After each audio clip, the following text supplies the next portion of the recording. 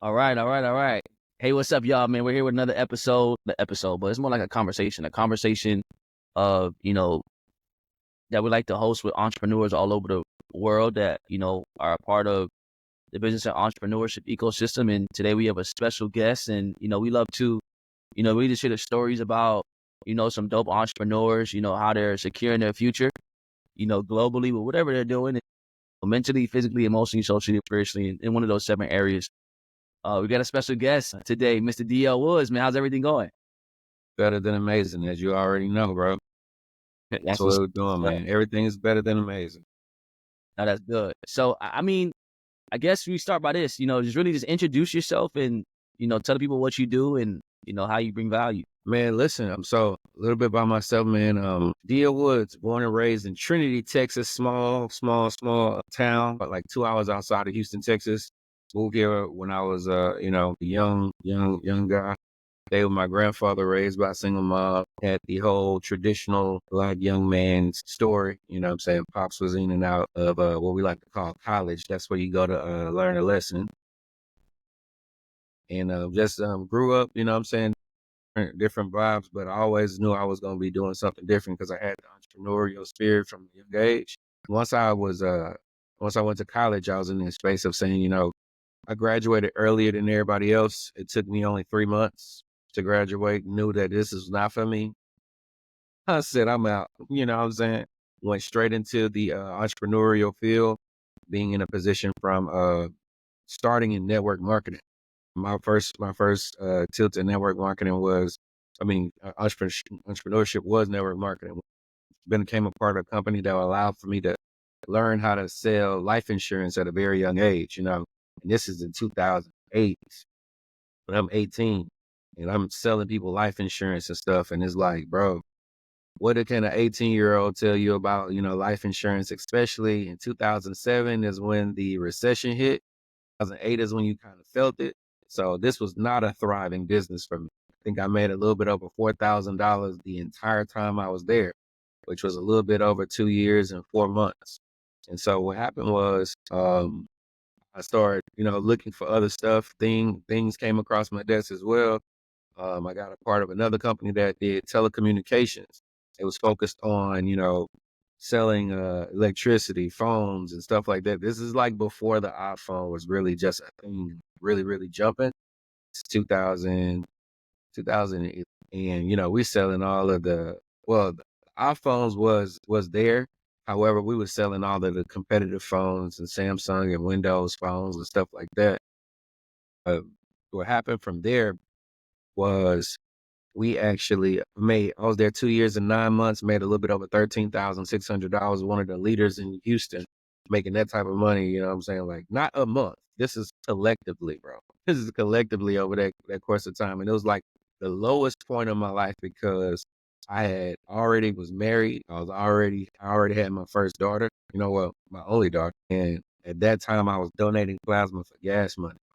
Right around that time, I was still looking for stuff, still in that place of being hungry, still in that place of wanting and feeling like I was going to have more, but still in that place of, listening to different people of motivation, inspiration, like all of the different coaches. And I remember donating plasma for gas money and going to one of the events that they would normally have in the city.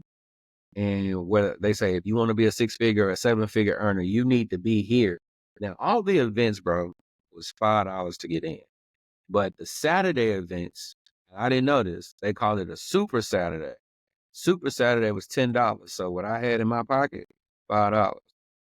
I go to the desk to actually, log in or sign in and stuff like that. And they told me today is a Super Saturday event. It's $10 head. Okay, listen, I'm embarrassed.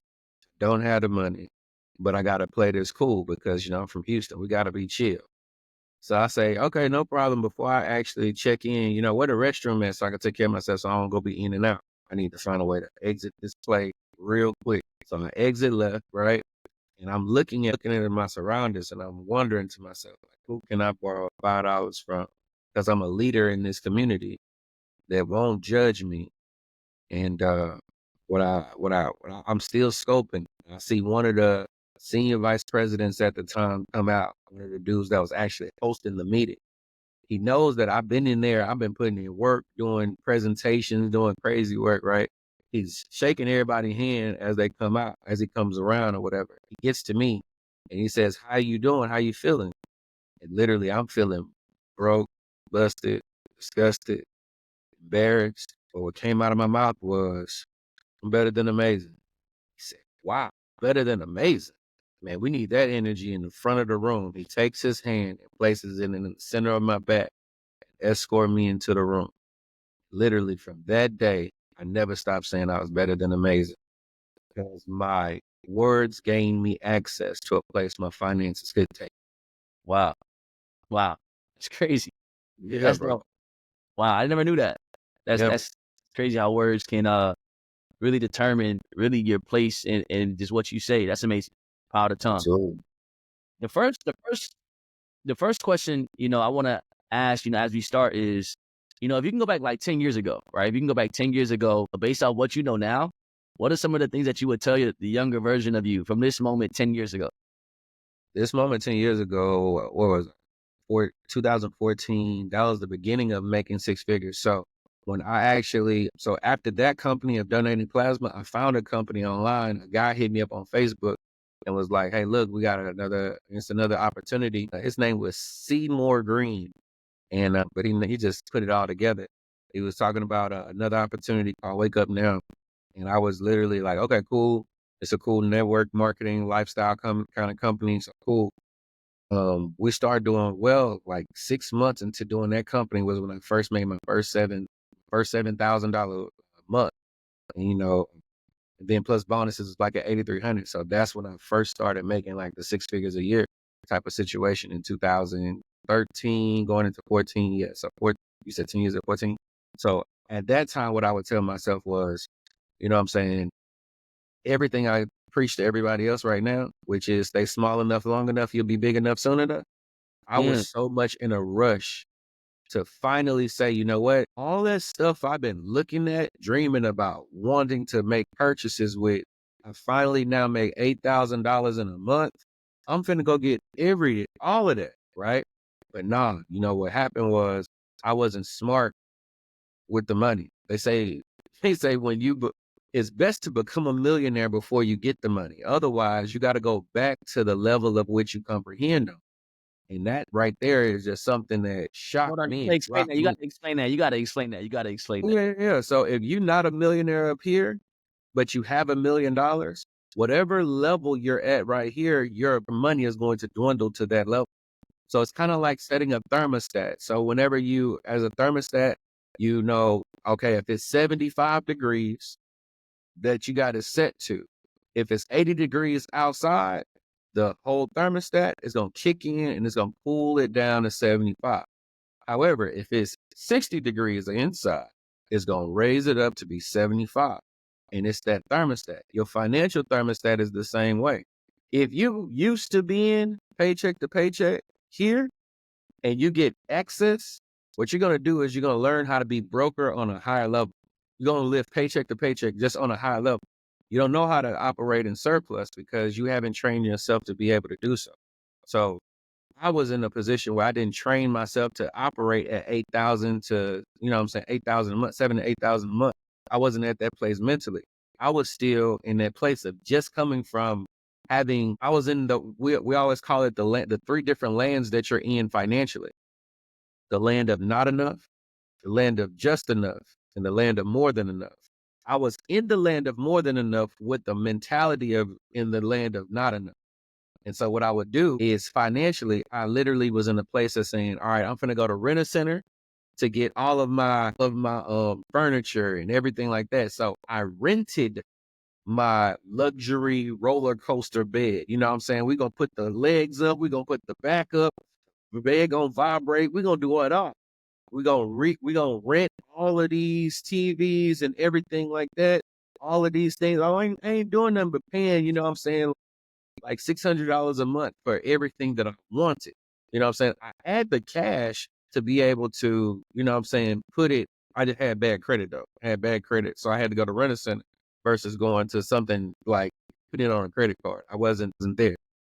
So what happened was when the money stopped coming in the way it did, because I didn't pay all this stuff off. When the money stopped coming in, they knocked on the door. They came to repo my couch, repo these TVs, repo all this stuff, the bed. They took my bed away. How you gonna repo my bed? So what I did was I took pictures and I took video. I said I would never ever be in this position again. I'm gonna remember how this felt because I never want to be in this position again. So what I would do with my advice I would give 15 years ago, stay small enough, long enough, you'll be big enough soon enough. Don't rush to actually make the money. Don't rush to get to the stuff that you have seen before. There's levels. Before you get to the stuff that you've seen and you've dream shopped about, understand you got to raise your zero first. So raising your zero is most people stop spending money when their bank account is at zero. That's how they always are broke. My mentor told me, hey, listen, go ahead, have a zero, raise your zero to 100, then 500. So when the account hit $500, you stop spending. You're now broke. You don't have any more money to spend. Raise your zero again to 1,000, then 5,000, then 10,000. So for every time your account hits this level, you know that you can't spend any more money because you are essentially broke. And raising your zero will allow you to be in a position where you always have money. And so we did that, got to 6 figures, you know what I'm saying? Multiple 6 figures and stuff and so on and so forth. But it's like, raise your zero first, right? Understand that the lifestyle is the last thing that you want to increase. Raise your investments. Like, don't just let your income be associated with people coming in, recruiting. You know what I'm saying? Just don't have that be your only income. Grow some other income elsewhere. Learn trading. Like that right there in 24. I mean, it wasn't really a thing in 2014 like it was today. You know what I'm saying? 2014, I would have been in that spare time that I had, been learning this skill set to multiply money. That would have been number one. You feel me? Because no matter if you flip burgers or you buy jets for a living, multiplying your money on your own is way better than sitting your money in the bank, wanting and hoping that your bank is actually going to do right by you when it comes to what they doing with your money. You know what I'm saying? Like that right there. I was looking at an example the other day when I was trading live. I was showing people that at Chase Bank, they actually have one of their programs is a CD, certificate of deposit, or what I like to call a certificate of depreciation. It's $100,000 that you got to open the account with, and you have to have it in there a minimum of 3 months to have access to it. They're going to give you 4% a year on that money.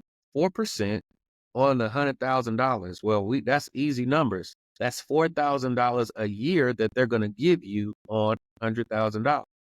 Well, if you just trading, you could take a $10,000 account and make $400 in the matter of few moments just trading US 30. But they want to do the exact same thing with your money and give you get big results, but only give you $400, not a month, in a year. I mean, $4,000, not in a month, but in a year. And that's broken down to be $333 every single month off of $100,000. But they making millions off of your money. You know what I'm saying? So it's just that kind of knowledge to be like, bro, if I don't understand the rule of 72 for myself, I'm going to forever have it penalize me, because the area that you're ignorant in is the area that they're going to get over on you with. It actually hurts you. They say what you don't know can't hurt you. That's a lie. What you don't know can kill you, financially especially.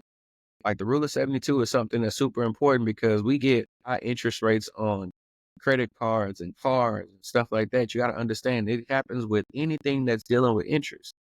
Rule of 72 states that if you take the number 72, you divide it by whatever that interest rate is, it'll take you how long it'll take for your money to double.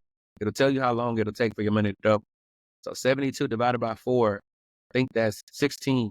So every 16 years, your money is doubling. So if you've got $1,000 in your account, it's going to take you 16 years for that 1,000 to turn into 2,000. And then another 16 years for that 2,000 to turn into 4,000, based off of interest alone, not adding any other money.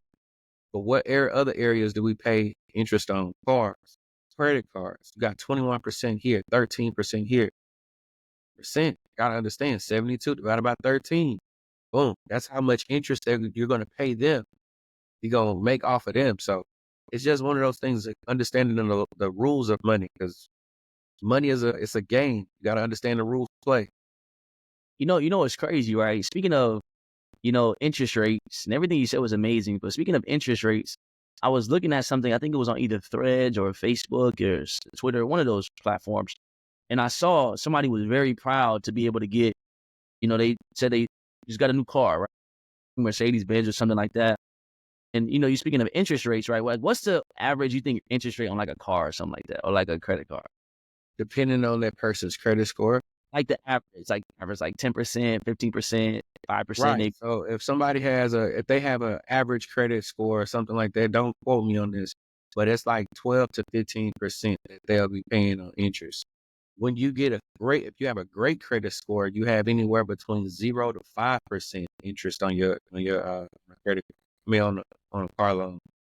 People that have bad credit, you 20% and up. Like they can really hit you over the head. I think I seen the same thing when they said, there's one girl, she was like, she had just got a new car and it was 32% interest on it.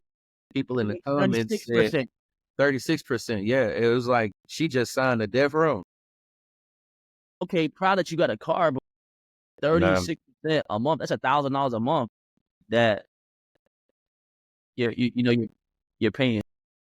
Nah, it's amazing everything that you just said, man, and congrats on your success. But let's kind of get into it. In terms of, you spoke about, before we get into actually what you do, you spoke about, waiting. In terms of, you have to become the person that you have to become the millionaire before you are the millionaire. How long? absolutely. Like, how do somebody determine how long that is, or how long that wait is? How long that process should be before you start to feel like, to cash in on that? How does that process happen? How long does you gotta seek wisdom? And there's two ways to seek wisdom. Yes, it's not a time thing like, oh, it's gonna take 4 years. It's just how much effort you put into the time. You said what? So can you hear that noise going on? Or is that just me? It's my alerts for Trading View. I just wanted to make sure that it wasn't picking up over here. I think it is picking up a little bit. Okay, it is. All right, cool. Let me turn this off because I'm like, bro, hold on one second. Let me delete this alert. Now, All so right, I'm my not bad. having a thing. And we're not even going to edit this out. This is Yeah, really yeah. about, It's trading. yeah. I trade, bro. So yeah, them alerts be hidden, maybe. But so here's the thing. So it's two ways to gain knowledge. Number one is the books, the audios, the conferences you go to, the events you go to, right? And a lot of people, they don't like audiobooks, bro. Is just one of those things where it's available. They made easy, like the cheat code is this. There are so many people that have became millionaires, multimillionaires, and billionaires, and they literally, like, their life's work that they wanted to give back to people, they put it in a book. So you got somebody's experience, they knowledge, they gems, they everything in this 300-page book that you can literally read 10 pages a day and literally get 30 years of knowledge in a month. You know what I'm saying? Or you could listen to it on an audio book, bro, and have it in 6 or 7 hours. But the thing most people think, you know what I'm saying, they just give themselves excuses to where, like, my kids, my work, or whatever the case may be. You don't need to just sit down and write notes when it comes to just listening to an audio book. You could just have it as background. You could sub it out for a party or Glorilla or Big X the Plug or whoever you listen to in the car. You could just literally just make your car a university. Make your car a university and be in a position of listening to gems all day. Change your life financially. And then the second way is the people you surround yourself with. The reason why the old school people didn't want us hanging around bad people is that they know that culture is not in places, culture is in people. That's why every big city that you can go to, that you can see a Chinatown. You could find a Chinatown in every major city. And that China is halfway across the world. You know what I'm saying? It's because culture is in people. So if I'm hanging around somebody that their culture is, they're going to act the way that they do, that their culture acts, because that's the way that their behaviors, their mindsets, their mentalities, their custom, it's in them. It's ingrained in them. So if I just hang around somebody that's a bad apple mentally, the things that they're going to do is going to rub off on me. So I got to make sure I'm hanging around people that are better than me, that think better than me, not better than me as far as a person, but they better than me on the way that they think, the behaviors and customs and principles that they stand on. I gotta be able to have those people around me so that I can move at a higher frequency as well. Because if I play somebody in basketball that's on my level, I just stay at my level. If I play somebody better than me, I'm going to raise to the level that they are at as well. So when I play people that's on that level, it's a little bit different. You know what I'm saying? So it's way different. So is that what got you into the trading space, the people that you are around? Because I like to say, one of the things that I say is that I've kind of ran with is, the things that you read, write, and recite every day, are literally the things that, eventually manifest. I remember, one of a good family friend of mine slash mentor slash family friend, I remember, this might be like 4 or 5 years ago, every day they would wake up and they would say, my name is so and so and so, and I'm happy and grateful now that I'm making $1 million a month, right? And Mhm. it could be with anything, it doesn't have to be money, but I'm just using this as an example, and Mhm. I remember they were making like $50,000 a month. Fast forward maybe like a year and a half, 2 years later, they were making their highest month was like 3.5 million, and they were consistently hitting that number. And then from that point on, I was like, oh, yes, life is literally about what you read, write, and recite. Whatever you read, whatever you write, and whatever you affirm out loud. But you speaking about environment, is that like one of the reasons how you got into trading? Like, how did you even get into trading? Let's talk about Right. that. So when I was in that company called Wake Up Now, I was just so focused on being a videographer, not a videographer at that time. I was just so focused on documenting the lifestyle so I can show proof to other people that it's possible to actually win and win big. You know what I'm saying? And so what happened was I started doing videography, you know what I'm saying? Just documenting my lifestyle, traveling to different countries, documenting it. Well, when that company went down in a flicker, bro, like I got a text message that my 6-figure income was gone. Mm, I literally picked up the camera and was like, yo, I got to make some money happen somehow. I got at this time a daughter and a son now. You feel me? And I'm just like, bro, I need this to work. So what happened was start doing videos, started off doing weddings and stuff like that. And then got into headshots and then business video. So I did a business video for my brother, Jared Wilkins. And he actually, somebody else saw it. Di saw it. And when Dion saw it, he was like, man, he was making a transition from the Organo Gold company to the company I Am Academy or I Am Marcus Live at that time. And he said, I'm about to do something different. I was like, bro, what are you about to do? He said, I think that I'll make $1 million a month doing this. And I was like, whatever it is, holla at me because I need to make some money. He's like, right. I want to hire you because I seen a video that you did, Jared. I want to hire you to do my video. And I was like, okay, bet, I'm there. Me and my wife, we was like, yo, hey, look, yeah, I hired me to do this video. If it's network marketing, I don't want to do it. I don't want to do it if it's network marketing. So what happened was we made a pact. We said network marketing, cool. Because remember, we just came off of this post-traumatic stress disorder, having 100,000, then money just completely go away. Then we was Right. attempting 3 other companies after that one, and we was just like, yo, we tapped out on network marketing. But then I show up to do the video. Show up to do the video. We got 2 cameras because I trained my wife on how to actually shoot with me. Here's what happened, bro. We get in there, it's set up like a network marketing meeting. Chairs, presentation, whiteboard. The ringer is already going off. It's like my alerts are up. So what I'm doing now, set up my A camera and my B camera.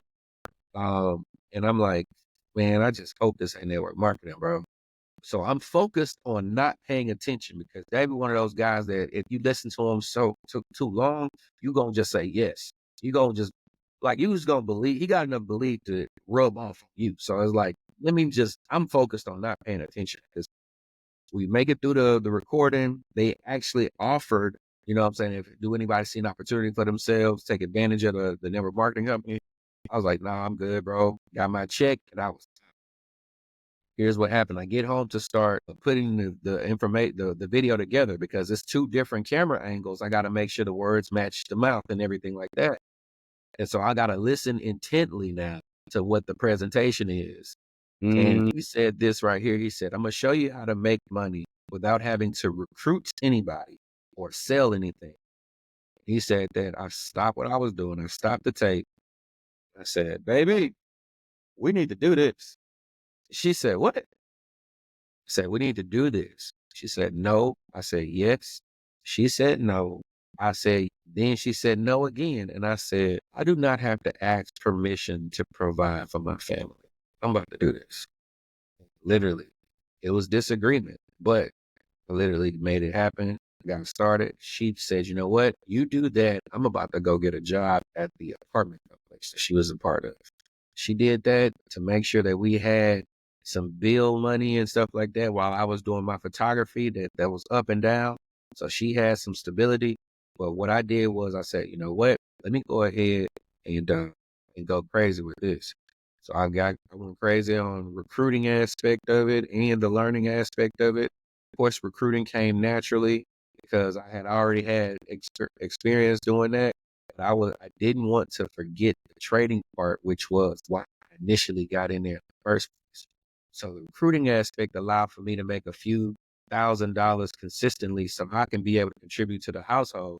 But then that once that trading piece kicked off, I would go up and down, up and down. I remember one day I took $400 and turned it into $4,000 in a day because I was trading Bitcoin when Bitcoin was on a run from 8,000 to 10,000. And I was like, man, I'm eating. Next day I lost it, but that's not the point. I made it in a day. You feel me? I was aggressively trading it, but I gave belief to my wife at the time. And I was like, hey, look, we can really do this. We can really make a lot of money doing so. And man, I brought off a job, did a whole bunch of other stuff. So that's how I actually got into the whole trading aspect of the situation. so how does somebody get even involved in trading? Is trading something like, can anybody do it? Like, how does that even work?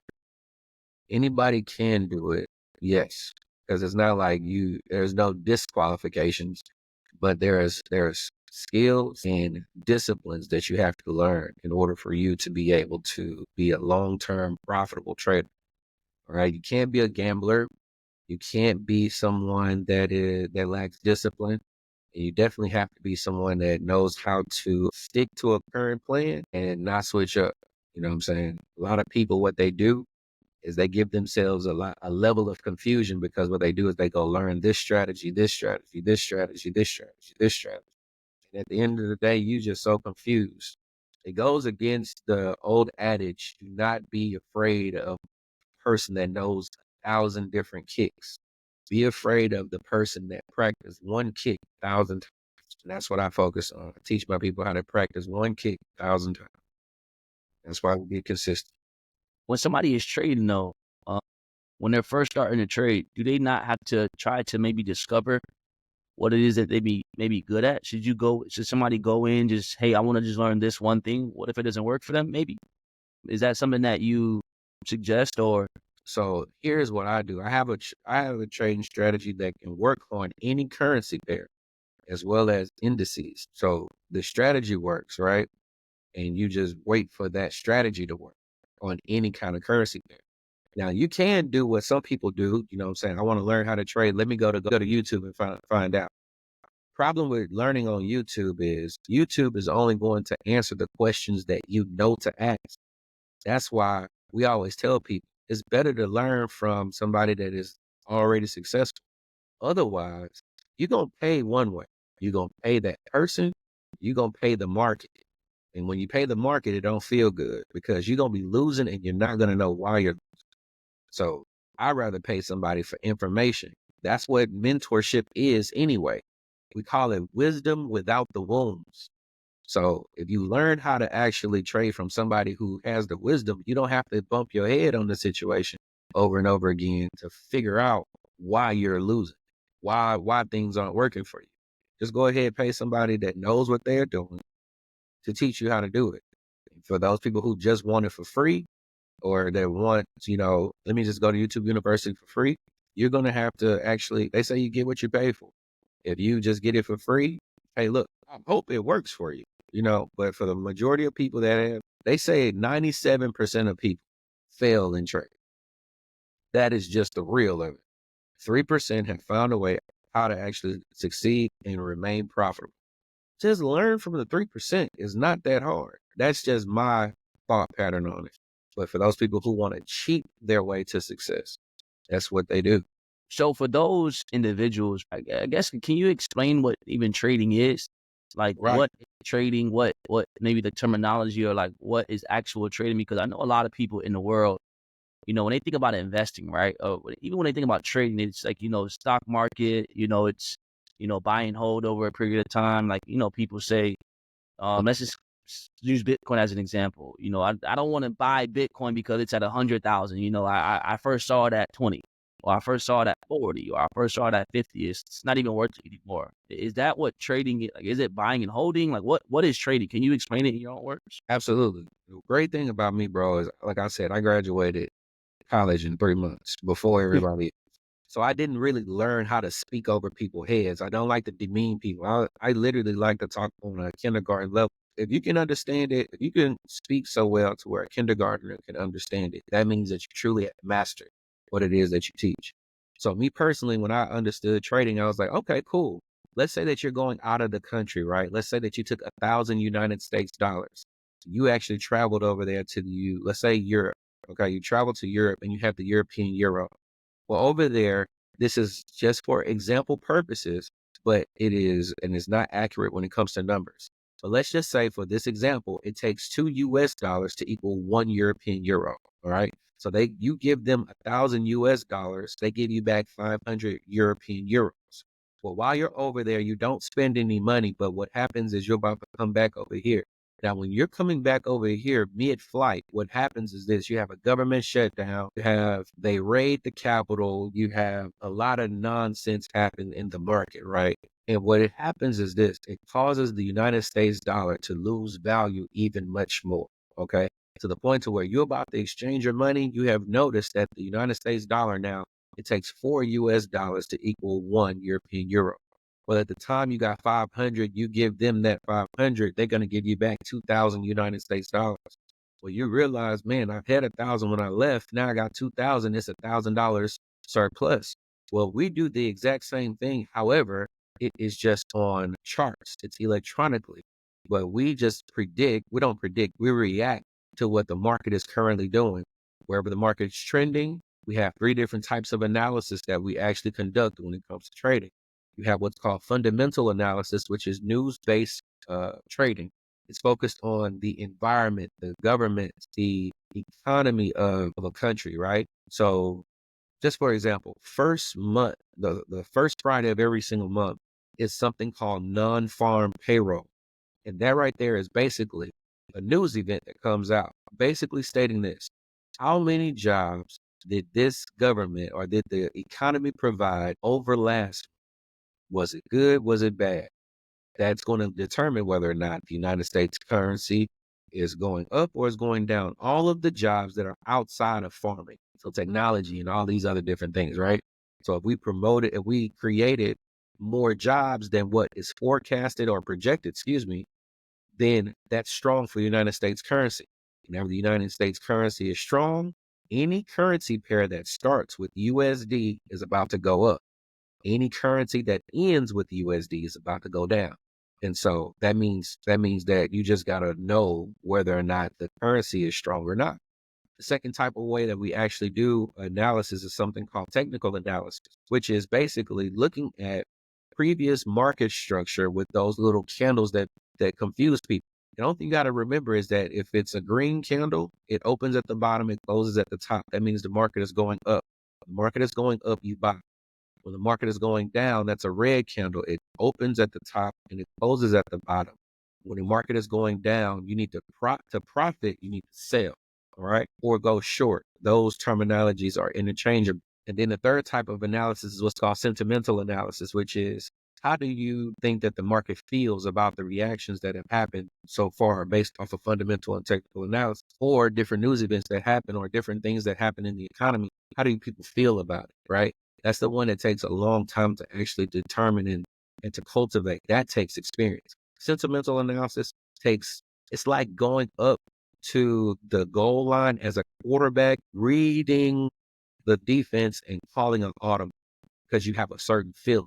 right? That's what that one is about. And so, yeah, those are the three different types. And so people can learn all of this in a course. Other than the last one, you can learn fundamental and technical analysis in a course. Don't learn that in and the sentimental analysis is you got to learn that in game. You got to learn that by watching that film. But overall, I say, yeah, you can get started in trading by a course or whatever the case may be. But if you do it for free, just understand that you're going to have to pay for the knowledge, or excuse me, you're going to have to pay for the experience because you won't have the knowledge until you bump it. Mm. So now that I guess people that are listening to this will understand what the basis of trading is, because you said like I've been to another country and we always exchange dollars, and depending on whatever currency rate is or what's going on in the world, you get more back or you get less back, right? It's not but change, but what does somebody I guess access the markets? Because it's one thing to know how to know what trading is, but how does somebody get access to the markets? Like, Right. how do you access to it? We didn't have access to it for a long period of time because at one point in time, it took so much money in order for you to actually, if you didn't have $300,000 liquid just to get in there, you weren't able to actually trade in the foreign exchange market. For real? So, yeah. So here's the thing, by way of brokers, that's what allowed for us to be able to actually trade. Brokers was that meeting point for people that only had a $500 to $1,000 or more to actually trade. I mean, you can still get into certain brokers because of the leverage they give you.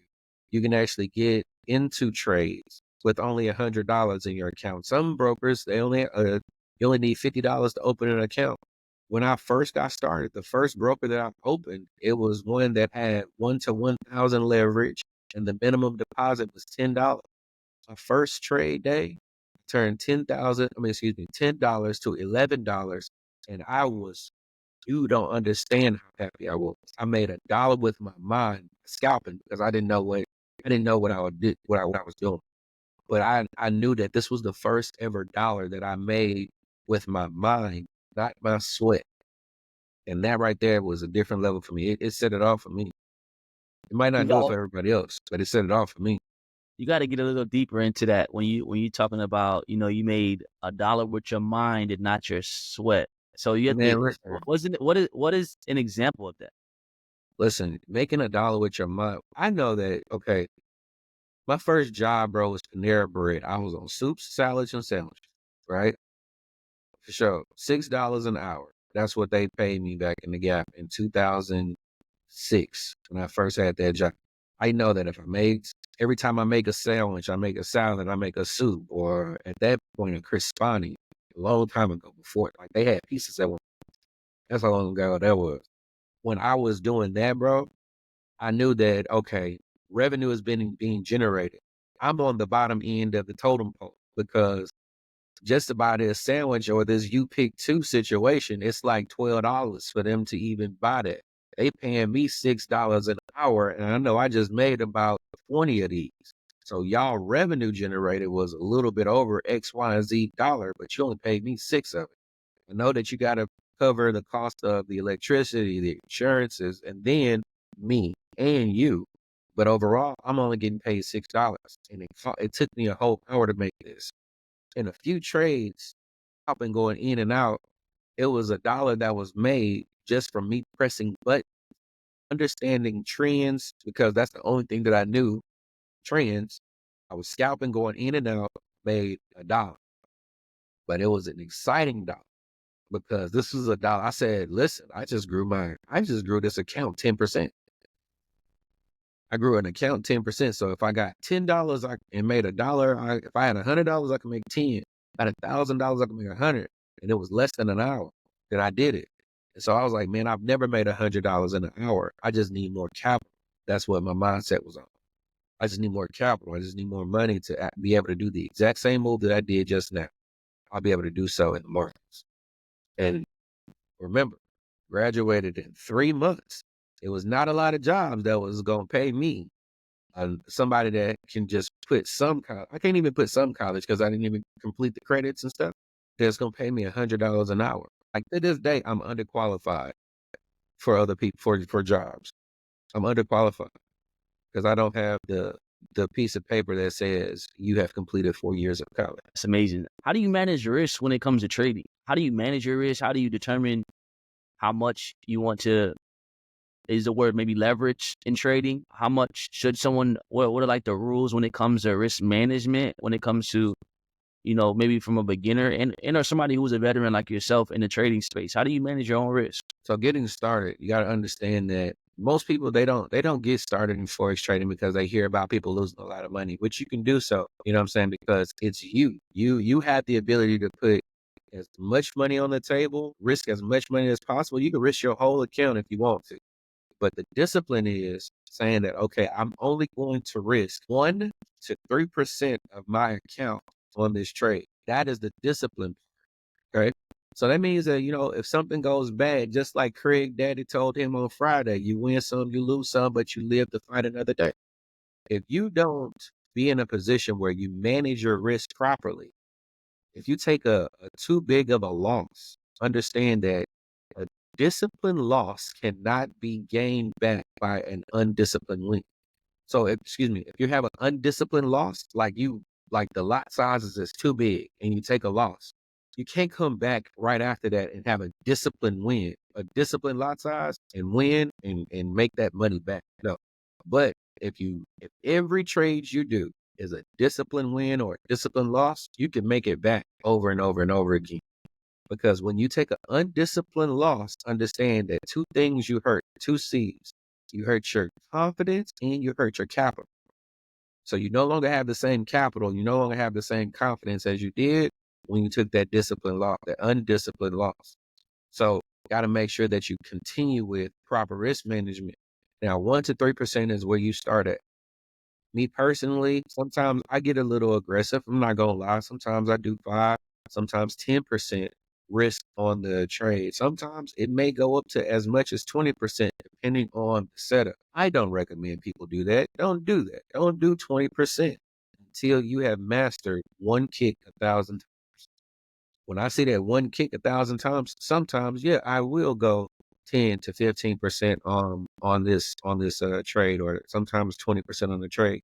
How do you calculate that? Only thing you do is say whatever the amount of money that you have in your account, multiply that times 0.03 for 3%. Multiply that times 0.03 for 3%. It's going to give you an amount.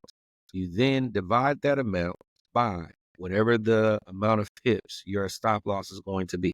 So if it's 50 pips, just understand you divide that by 50. It's going to give you how much per pip you're going to be able to actually risk.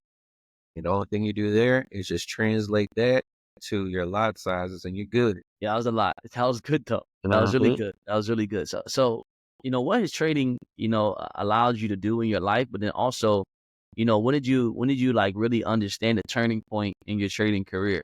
Like, all right, trading is it. Like when you say, you know what, I got the juice. This is for me. I'm making a lot of money doing it. I got to go even further full time. What was that turning point for you? And then also, what has trading been able to do for you in your life, if anything at all? Man, listen, my life, I'm not gonna lie. Trading has done some miraculous things for me, for myself, and then things I've been able to do for other people. I remember, bro, like the first big thing that I did was I upgraded my wife's ring. That was the first thing. The first big thing that I did. Then I bought a Maserati that same year. That was in January. I bought a Maserati. December of the same year, paid for in cash a Rolls Royce Cullinan.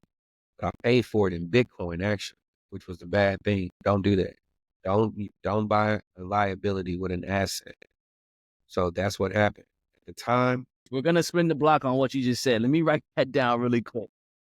yeah, at the time it was $23,000 per Bitcoin.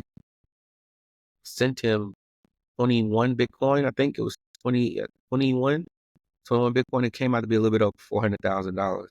Today, that same car that's now depreciated down to about be able to sell it for like 200,000, 195 or whatever.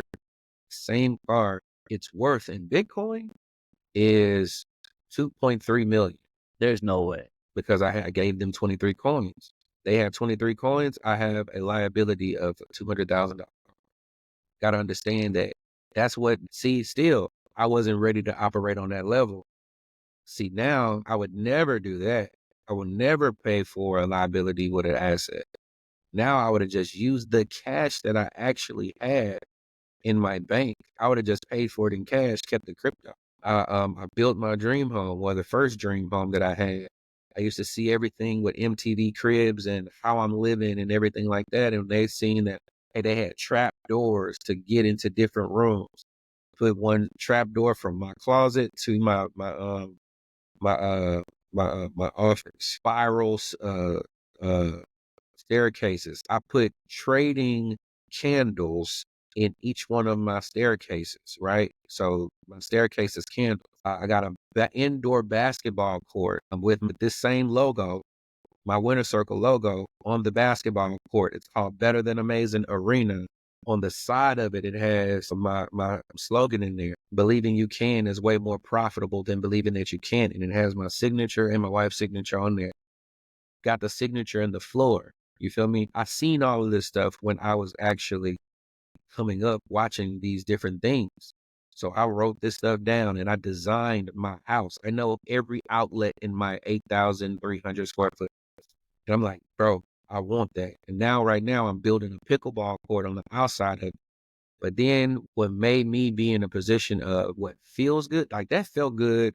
We did the whole Bible planting. I don't know if you ever heard of that. That's when you are doing the foundation of your home. Before they pour the concrete, we put a Bible in the foundation of the home because we believe that this house was built on the word of God. That's what that's about. So in our foundation right now is the Bible. That's one thing. That one of the biggest things I did was paid off my mama's house, and she didn't even know. I told her, I said, hey, look, while I was going through the process of building my home, I was like, mama, these people right here, they tripping about my mortgage. What mortgage company are you with? Because I might need to shop around. She told me the mortgage company. I said, mama, next day, mama, I'm redoing my will. I need to know your social so I can have you as my beneficiary. She gave me a social. I need everything. That's what I needed. I needed a social. I needed a mortgage company so I could get the information so I'll be able to pay off her house. They wouldn't take my payment over the phone. So I had to, what I had to do, I think I had to wire it, right? Because they wouldn't accept the online payment, but they can accept the wire from anyone based off of who the account was. I then did that. I had filmed it. It's one of my videos that I have pinned the day that I paid off my mama's house. And I did so with one trade from US 30, $66,000 to actually pay off my mama's house. I made about 80,000. Well, I was about to make 80,000 in the trade, but once I got over 70,000, closed the trade and I paid off my mama's house that day. Here's the thing. Well, a couple days later, to be completely transparent, but that was the thing that I did to actually trade to pay off my mama's house. The biggest part in there was the gratitude that she had for me because I knew my mama was paying $1,000 a month and she didn't understand interest. I was in that house. She'd been in that house since I was in the 5th grade, and she would have had another 10 years to pay on that house. But in one day of trading, I took care of the stresses that my mama was going to have every single month for the next 10 years, for the next 120 months. One day changed all it. So I'm in a different place of saying, hey, my mama house, I can potentially push back the amount of years I got from my mama because she ain't got to stress about this no more. That's another thing. Second thing was I brought my mother-in-law off of her job. I built my house, my dream house, with a mother-in-law suite. So she got her own spot and things of that nature. But when the day she decided to retire to come work for us as the nanny, the living nanny, I gave her a red Lexus, a cherry red Lexus. This was one of her dream cars. It was like, congratulations, baby. You know what I'm saying? Here's your car. And we do things like that. It just means so much. Paid tuition for some family members, you know what I'm saying, to go to college and stuff like that, like for a semester, not the whole thing, but different things like that. And then, lifestyle stuff just to have fun, like I remember hold on. I remember one thing that I did that it was crazy. All right. It was Right. crazy as far as dope, as far as Before you keep exciting. going though, I got to give you your flowers, man. Just hearing you say this, I want to say, one, congratulations on everything that you've been able to do. is at the end of the day, it's we all want to do for self, right? And even if you want to go to scripture says, you know, if you don't work, you don't eat, pretty much, right? And a lot of people, we take that and we say, all right, I'm good. But then to go even further and say, you know what, I'm going to go take care of those who took care of me, and even take care of those who have no immediate or non-immediate benefit to me. I just want to say congrats to all the things that you've been able to do and all the lives that you've been able to impact. Just congrats on everything that you're saying. So just wanted to, before you keep going, before you show me what you're going to say, I just want to say that and just give This you is your great. flowers. I appreciate it, number one, for sure. This right here was crazy because I remember going to a wedding and my on my wife's side cousin. They had it was like a weird thing that they had planned that we didn't know about, and it was they were going as a honeymoon. They were going to Montego Bay, right? And for somebody's birthday, they all planned. So they said, since we're going, let's all just make it a trip, go to Jamaica. And we went there and it was like, what y'all doing? And it was like, going to Jamaica. We all got our trip. We're gonna leave, we leave in a week. And I was like, really? So I ain't know nothing about this. I ain't know nothing about Jamaica. I was like, you know what? Let's turn this up. I said, have y'all ever been on a private jet before? Nah, we never did that like that. And it was yeah. So everybody get credits for your flights going there, because going there, we going there private. Y'all can use the airfare coming back. You know what I'm saying? You're gonna see the different experiences. But I just logged into the program. So no screenshot, but you can see the whole jet program, right? There's all the passengers that went. Let me go to the receipt. The receipt on this situation was stupid. All right, so charter flight, shout out to XO, shout out to Vomos. All right, so right here it says subtotal. Oh man, let me see. I don't know if you can see that. Subtotal is $51. I didn't know anything about. Hear me closely. Or to be able to have the financial freedom to make a decision to say, I wasn't even invited. I didn't know anything about it. But me and 9 other people that's on the manifest, we're about to go to Jamaica and we're going to do so in style. And you know what was crazy? My uncle that actually was on the trip, my wife's uncle, I call my uncle, that's on the trip, he forgot his passport in Austin. I said, listen, y'all go fly to Austin first and then we're going to Jamaica. So they flew to Austin. It took 15, 20 minutes to get in the air and then come right back down. And got his passport, and we flew to Austin. He was like, bro, thank you. Because I would have been, it's just like, you don't understand the level of freedom that money actually, options. The money gives you options. And what you choose to do with that money is just going to provide a lifestyle for the people that you love and that loves you. So be impactful, be smart, but stay small enough, long enough, you'll be big enough soon enough. Stay small enough, long enough, you'll be big enough soon enough. And I was taking some notes, man, and you said something about the word of God being your foundation. Spiritually, how has that played a role in, you know, whether that be your business life, your personal life, and just your success and really your significance thus far? Like, is it a big role? Is it something you're trying to discover? Like, what does that even look like in Secret your life? weapon, bro. Secret weapon. I paid tithes when I really didn't have it, but I knew that I couldn't beat God given. That was something that I was always preached to. You can't beat God given. So I knew if I sold financially and I sold spiritually, prayer, and I was giving up my time. I remember going and being a part of Young Life. I don't know if you know what that is, but it's an after school program that we used to be a part of, where we would actually it's like putting Christ in the ministry on high school campuses after school. Mm. So, and then we would go in the summer and we would have these young life retreats, right? They have different retreats, campsites that's set up all across the United States. And it's literally no phones, no phones. Nobody can have a phone there. So you on the bus, you collecting phones, and they got a bell system, and they about to experience the time of their life to the point to where they're not even gonna miss a phone.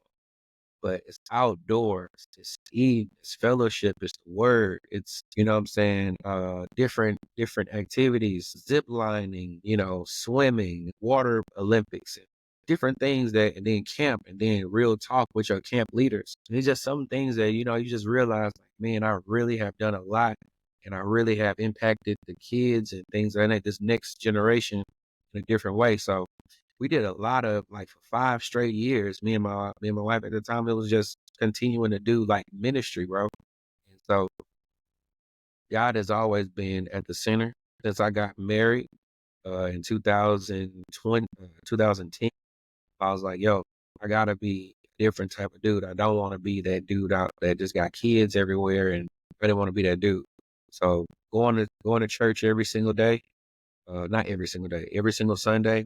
Well, it felt like every single day sometimes, because we would have praise and worship rehearsal on this day. We got Bible study on this day. We got corporate prayer on this day. We got young ministry on this day. And then Sunday, we got everybody gathering. You know what I'm saying? So it just felt like we was in church every day. But overall, I wouldn't change it for the world, because that built a different type of love for God in me, understanding that I can do all things through Christ who strengthens me, understanding that I do go from glory to glory, understand that there's nothing too hard for God, understanding that He has equipped me with everything that pertains to life and godliness, everything that I understand about, like, what God talks about in the Bible, when he mentions gold, when he mentions us being good, you know, like, okay, cool. This is not the same message, you know what I'm saying, that most people hear when it comes to, you know, Jesus being poor and all that other stuff. Is like nonsense. It just talks about how Jesus was, before that man was even, like, the day he was born, he came into some money from the 3 wise men that came bringing gifts and wealth and things of that nature. So it's like understanding that what, and I heard it was something that was so powerful. You gotta, this for you. Whenever you go on YouTube, bro, go to YouTube and search up Bishop Wayne Malcolm.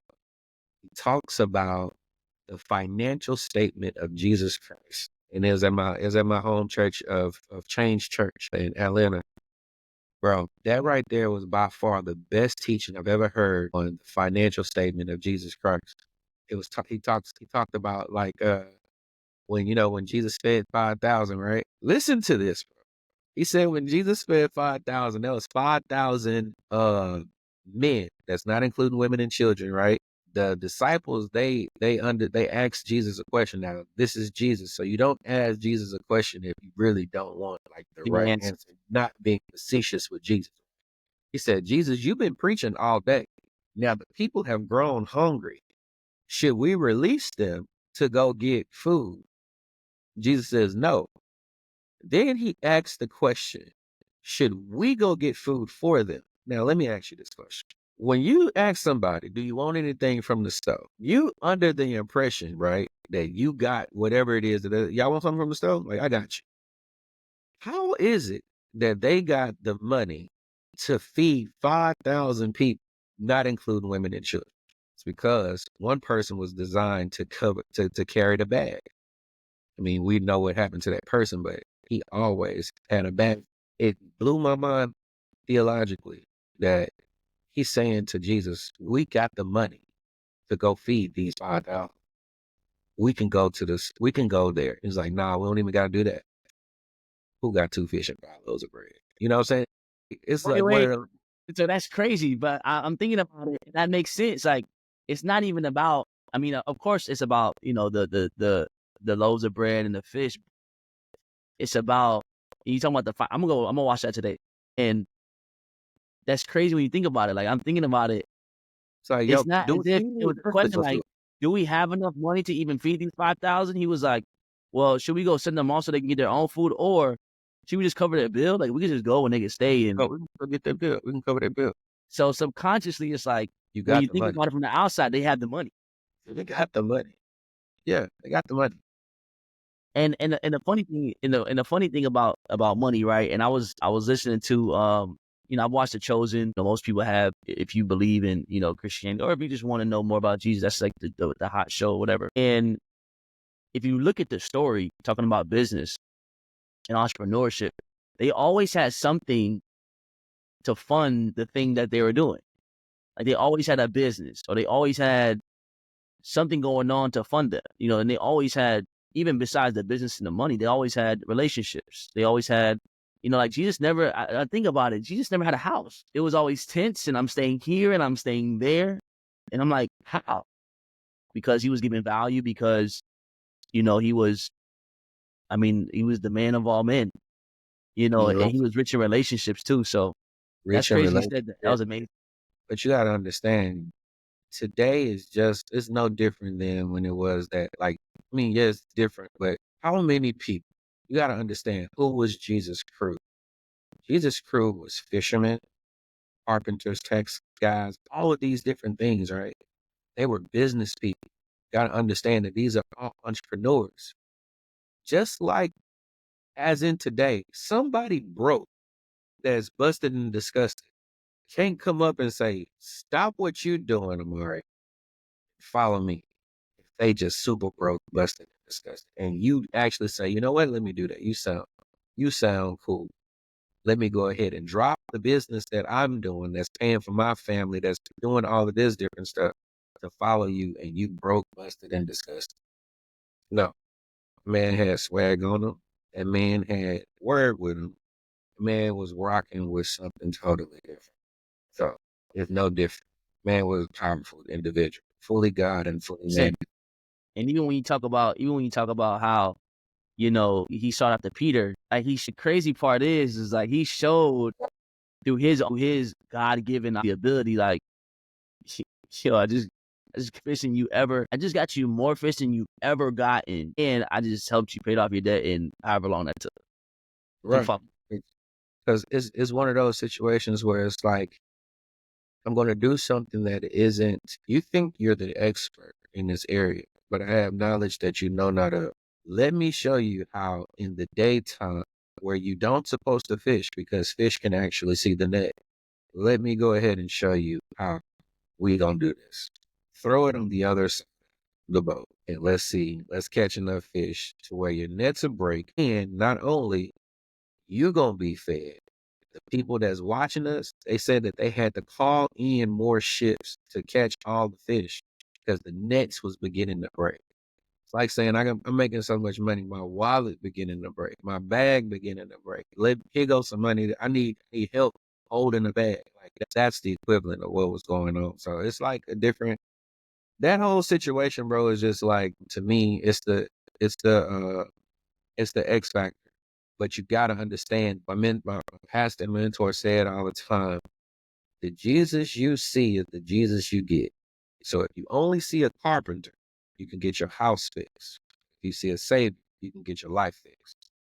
He actually wasn't a poor man. He was a rich man. So if you see Jesus as poor, it says that when he was in his own house, when he was in his own land, it was not many miracles that was able to happen because they only seen him as, isn't this Jesus, the carpenter's son? Well, he wasn't able to perform miracles there because you're not a prophet in your own land.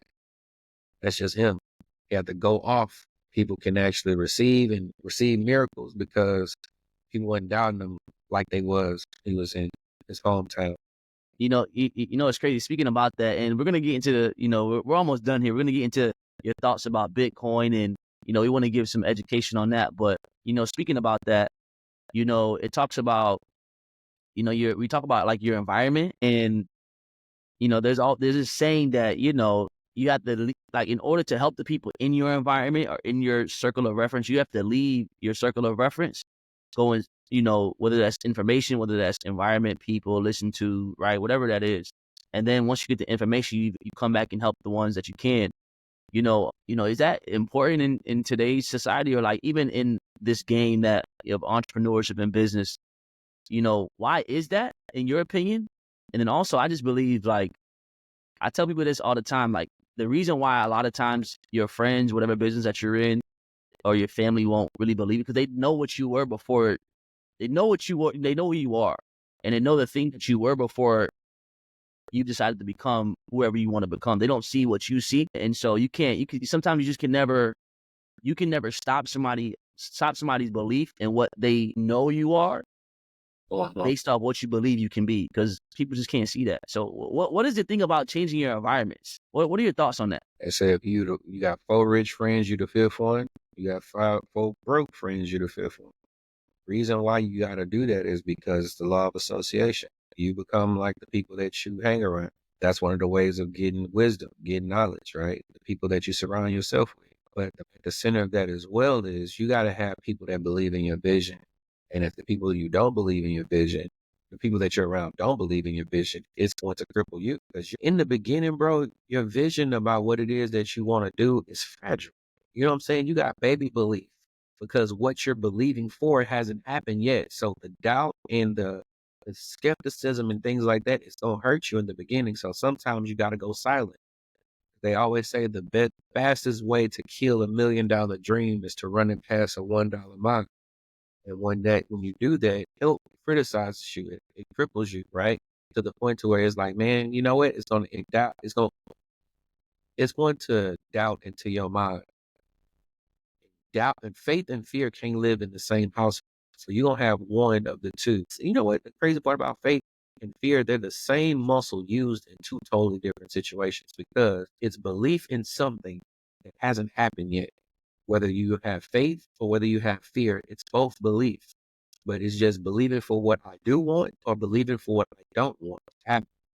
So leaving the crowd is something that has to happen in order for you to become whatever it is that is meant for you to become, because I can't hear negative outside influences if I'm by myself.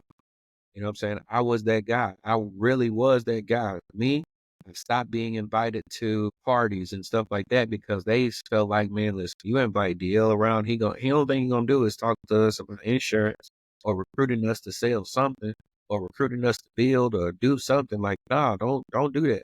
And so for a period of time, I promise you, bro, I was not invited places. The cousins understood, like, yo, bro, just not this time, bro. Don't talk about your business this time. I'm like, bro, I'm talking about my business everywhere I go. Like, I don't care if I've been in 3 different companies, 4 different companies. I got a vision, I got a goal, I got everything, bro. And I'm going to continue to talk about it. And yes, they say in order for you to lead the orchestra, you must turn your back to the crowd. That is exactly what it is. And so when we're in a position where when you have decided to chart your own course and stuff like that and go where nobody else has gone before, I remember being like to myself, my wife don't even know this, being to myself and was wondering, dang, why I don't have the amount of people that I thought I should have because I was popular in high school. In the high school yearbook to this day, bro, it says DL Woods. Well, it says my real government name at the first part. DL is my middle name. It says my real name, and it says most flirtatious. I was voted most flirtatious, bro.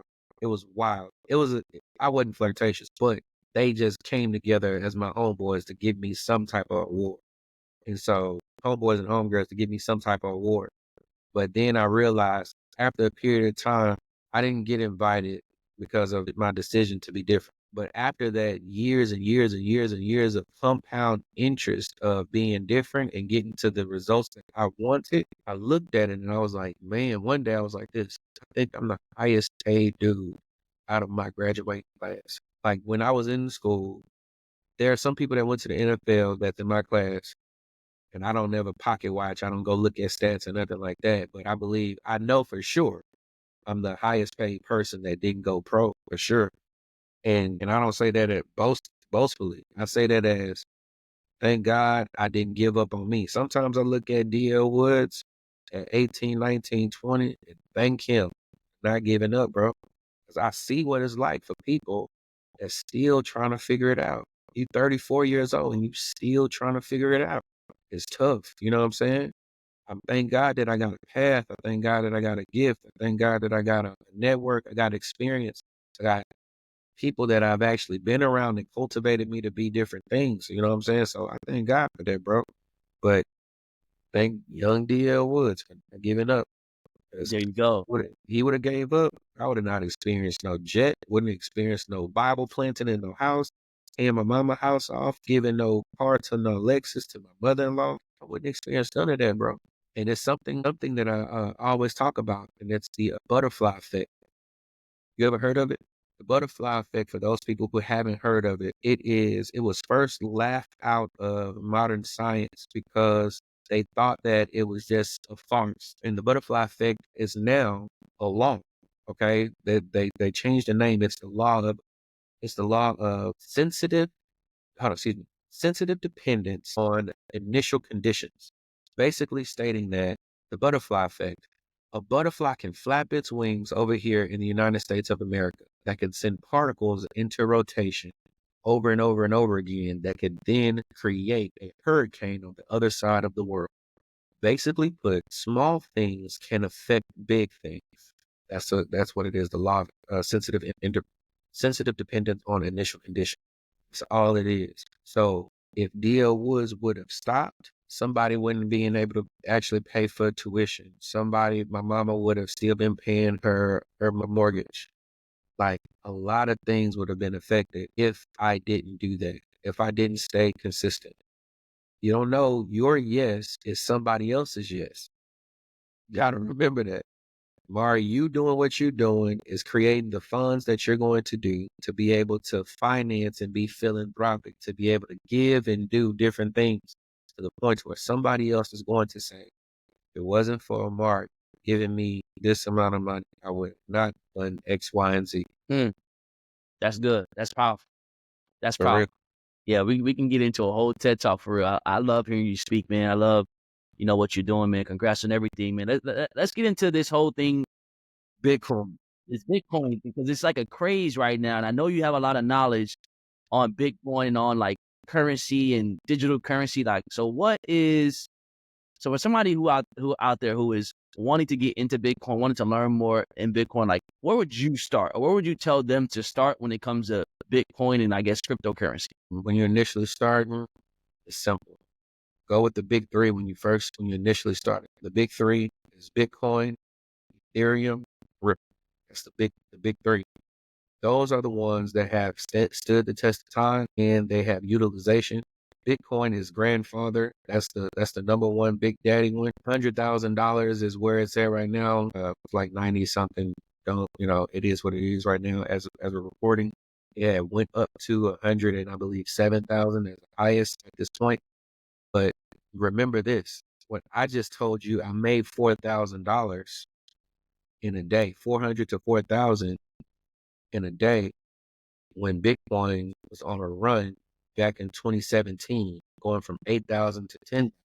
I remember the day that it hit 10,000. I didn't have enough money to buy a full Bitcoin at that time, but I could have bought a half at that time. Now, of course, I made a lot of money to have actual coins, full coins, and I paid 23 coins to buy not only just my Rolls Royce, I also bought a Maybach truck in cryptocurrency as well. I've done some stupid stuff with money. But however, what I'm saying is this: you can start, because where Bitcoin is now is not going to be where Bitcoin is going to be in the future. Here, you now have quantifiable evidence, big evidence, that Bitcoin is about to stay around, number one, and it's only going up. The reason why I say that is because now you have companies are saying we want to have some of our assets backed up by Bitcoin. You have governments saying that we want to have some of our assets backed up by Bitcoin. We're going to be China is in the place where they want to finally lift their cryptocurrency ban, because they have zero cryptocurrency in China, unless you're somebody that has a VPN and doing all this other stuff. Right. You know how much China doesn't hate, they hate to be on the back end of technology. So if everybody around the world is purchasing one cryptocurrency, Bitcoin, and other ones around the world as well, gotta understand that it's just going to go up. They're stating that they're projected Bitcoin should hit 300, 400, $500,000 per coin, and even get to the point to where it's $1 million per coin. Just like the value of gold, bro. To say that something came out of nowhere and it has now became more valuable than gold in a short period of time, you gotta understand that it's in high demand. And the reason why it's in high demand is because you cannot create more of these. There's only 21 million Bitcoin. That's all it is. There's no more that's going to be created. There's no more that's going to be redistributed. Like there's is what it is. Only 21 million. So when all of those have been mined as well as purchased and held in different currencies and in different wallets, the value of that is going to be astronomical. So you don't want to be caught off guard by, you don't want to be that person. It's 2028, 2029. You get an alert, you see you on your iPhone or whatever phone that you're on at that point.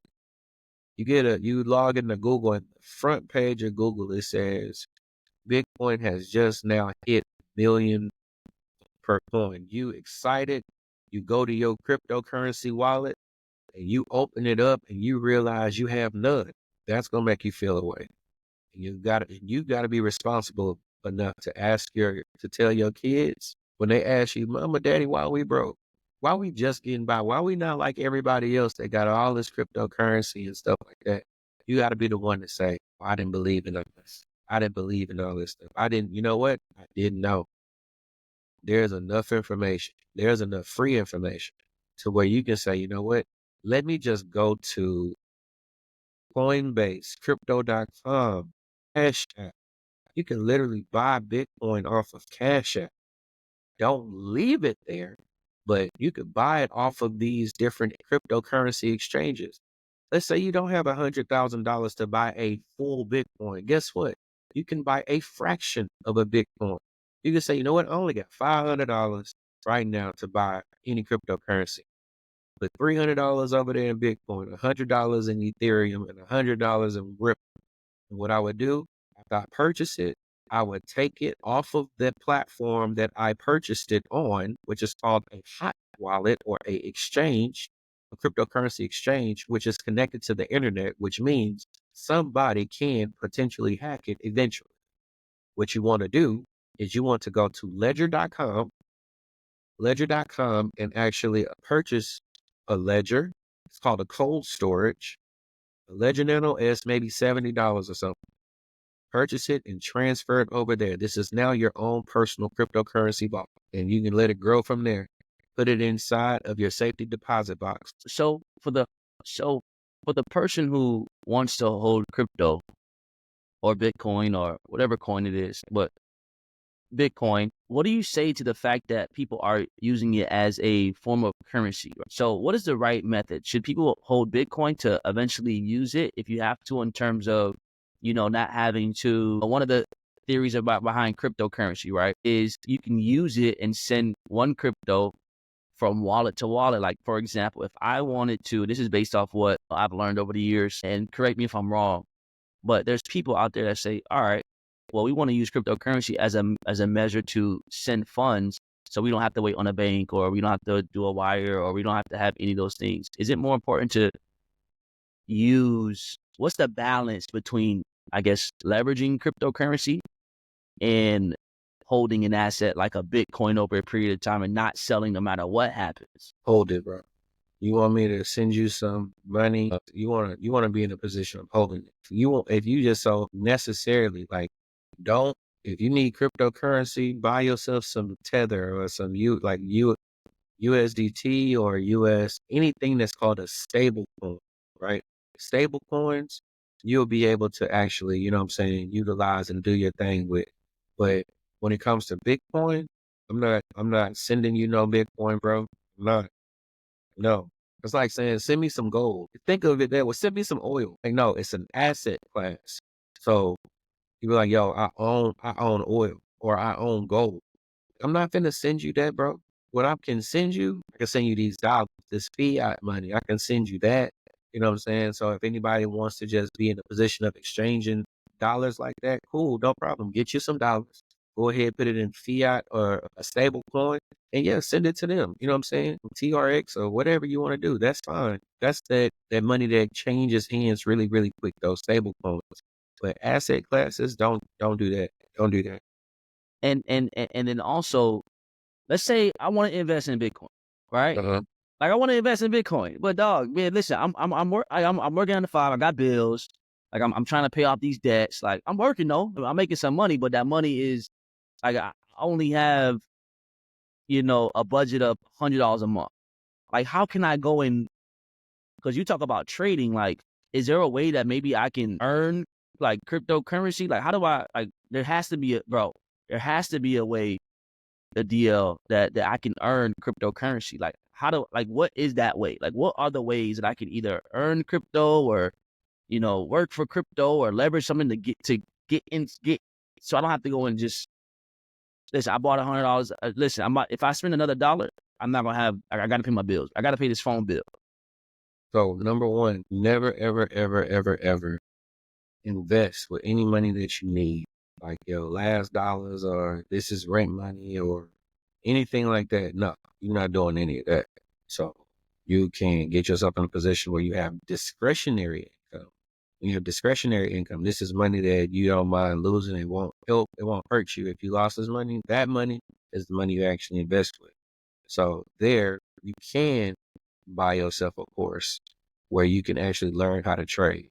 Now, learning how to trade, you now have a skill set that will allow you to multiply money every single day for the rest of your life, as long as the market is open.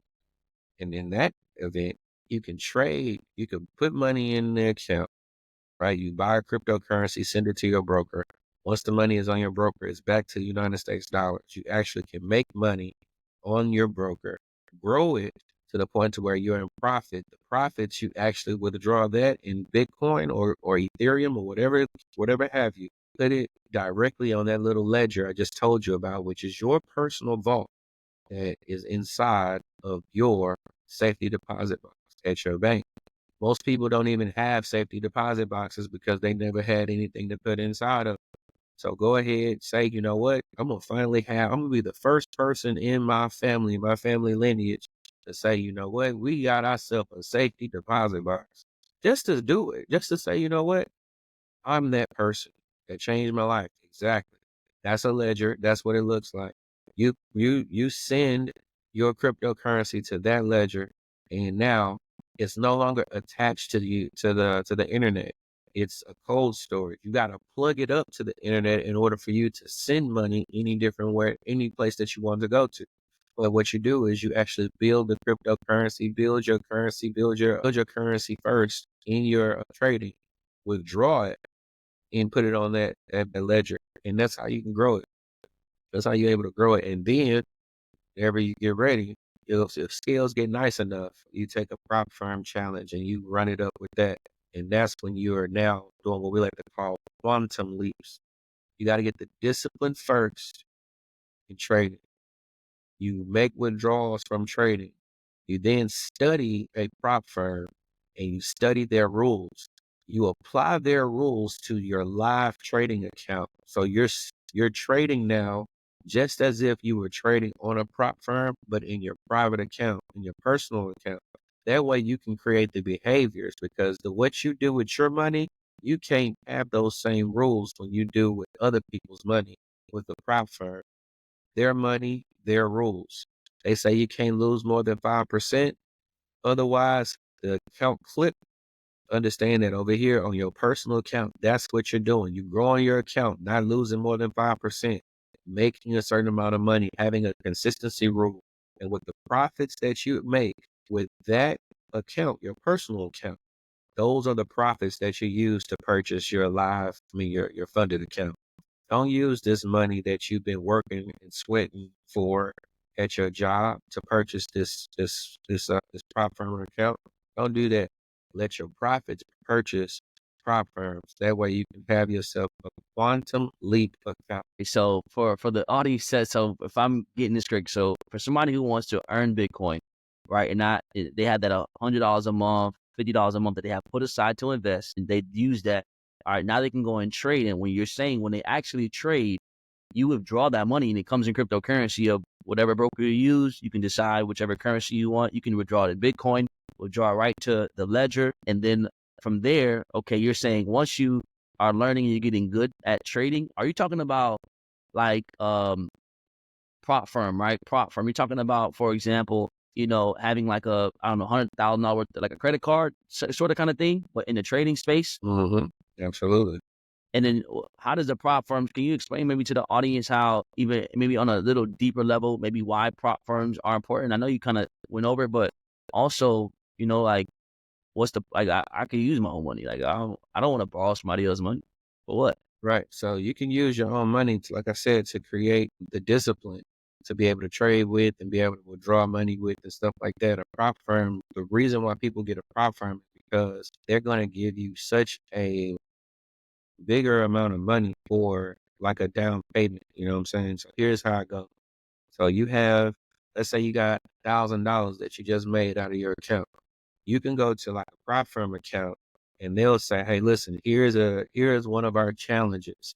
Our challenges are 50,000 and you can add all of the bells and whistles that'll help you out when it comes to trading. After you tally all this up, it equals $1,000. So you can continue to operate with, let's just say, $2,000 of your own money, or you can use $50,000 of somebody else's money, and they have certain rules and criteria. You can't lose more than 5% in a day.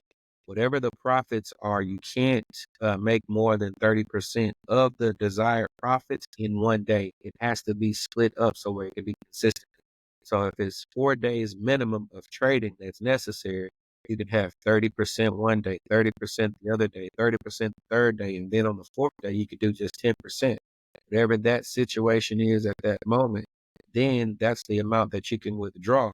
And most people, most prop firms have 80-20 splits, but you can actually, with some programs, you can actually go ahead and buy add-on where you can make it 90-10 split, which means 90% of the profit goes to you as the trader, 10% goes to the prop firm. And so what happens is this at this point, the amount of money that you would make 50%, because most companies, they say, look, you grow the account 8%, then you grow the account another 8% or 10%, whatever the case may be.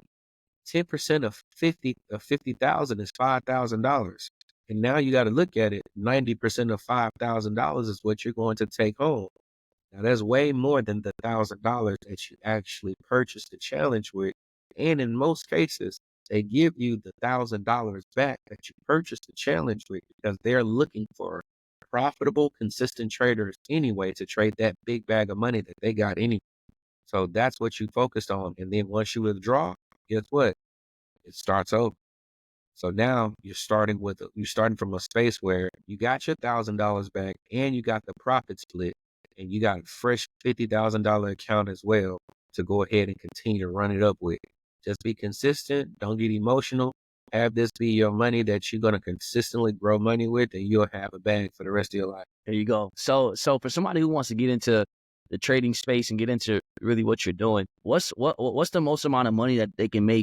I guess, trade. Like what is the most amount of money that somebody can make doing what it is that you do? When I started, remember I told you I was a videographer and photographer. When I first decided, hey, look, it's time for me to get into this space, I looked up who was the number one Forex trader. I came across a gentleman by the name of George Soros. I want to know, who is Michael Jordan of this space? George Soros literally made $60 million in 18 hours. That was his biggest day at the time. Since I researched him, he has then had $1 billion day. And so me personally, I don't care how long it takes, bro. I know what's possible. I'm not comparing my results to George Soros' results, but what I'm saying is I know what's possible.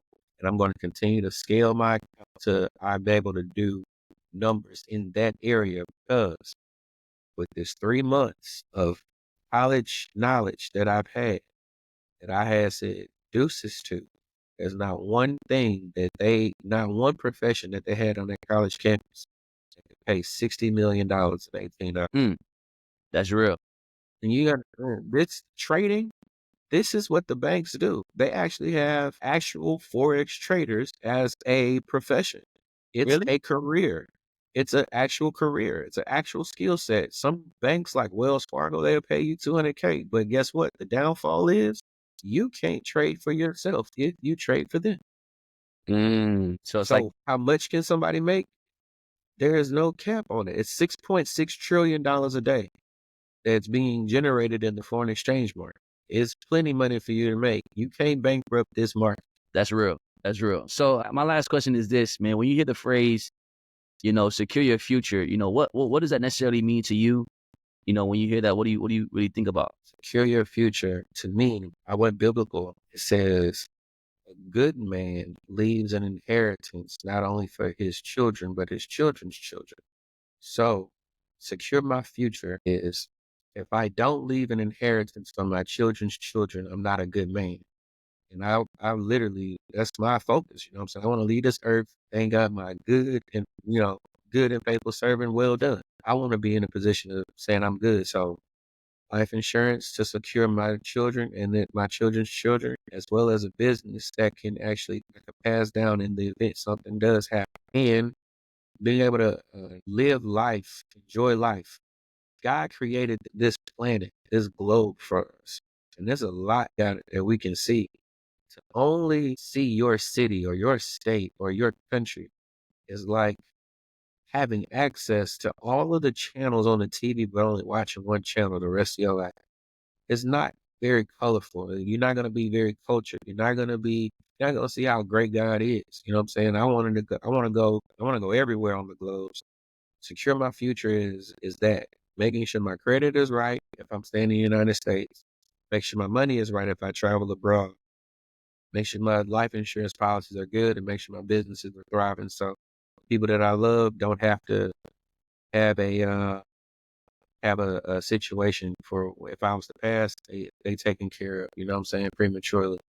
So that's what secure my future sounds like. Well, that's good, man. And make sure that I create memories to where when it is my time to go and my life flashed before my eyes, it's a thrilling adventure, not something that was just boring and mediocre. No, that's real. No, that's real. So I just want to say thank you. We just want to say thank you for allowing us to take a little bit of your time, to giving us your story, bro, and giving us that insight about trading, cryptocurrency, faith and all that good stuff. So I just want to say thank you, bro. Where can the people follow you at? Or, if they want to reach out to you, what's going on with it?